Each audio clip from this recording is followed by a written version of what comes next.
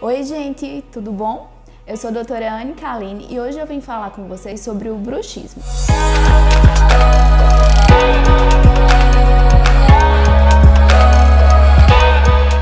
O bruxismo é o ato de apertar ou ranger os dentes de maneira inconsciente. O apertamento dos dentes, uma arcada contra a outra, geralmente é feito durante o dia e às vezes acontece em um momento de tensão ou concentração do paciente. Já o bruxismo, o ato de ranger os dentes, geralmente é feito no período noturno, enquanto a pessoa está dormindo. Essa situação pode levar ao desgaste dos dentes, também a dores nos músculos da face e a problemas na articulação temporomandibular.